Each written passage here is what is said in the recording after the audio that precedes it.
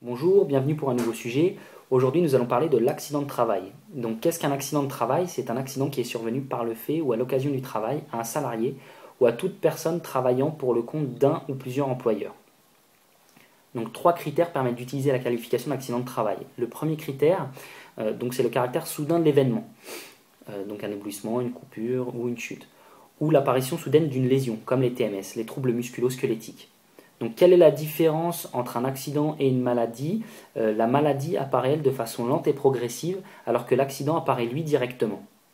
Le deuxième critère, c'est l'existence d'une lésion corporelle, quelle que soit son importance.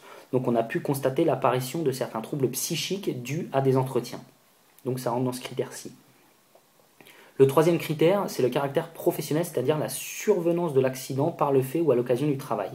Donc, la victime doit être placée sous la subordination juridique d'un employeur, et l'accident survient soit au cours de la réalisation de son travail, soit à l'occasion de celui-ci. Donc, par exemple, vous êtes missionné par un employeur pour un voyage d'affaires et vous avez des blessures à la suite d'une rixe survenue en dehors du temps de travail et du lieu, mais pour des motifs liés à l'activité professionnelle. Dans ces cas-là, ça rentre dans ce critère-ci.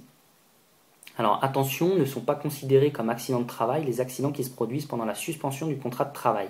Par exemple, si vous êtes en grève, en congé ou vous subissez une mise à pied. Ou lorsque le salarié s'est soustrait à l'autorité de l'employeur, donc pour accomplir un travail personnel. Alors les formalités liées à l'accident de travail, l'information de l'employeur par la victime doit être faite dans les 24 heures, sauf impossibilité absolue, force majeure ou motif légitime. L'employeur doit quant à lui faire une déclaration d'accident à la CPAM dans les 48 heures dès la prise de connaissance de l'accident.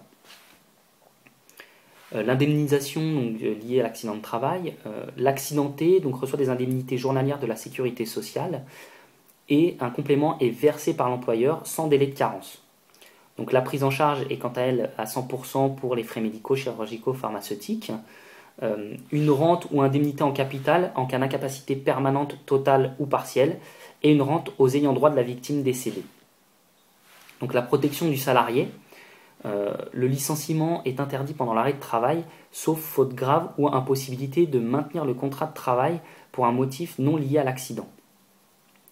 En cas d'inaptitude constatée par le médecin du travail à l'issue de l'arrêt de travail, l'obligation est faite à l'employeur de reclasser l'intéressé. En cas d'impossibilité, il y a versement d'une indemnité de licenciement majorée. Voilà, donc je vous remercie de nous avoir suivis pour ce sujet qui est l'accident de travail. Vous pouvez nous rejoindre sur le blog, le Twitter ou le Facebook Engacha.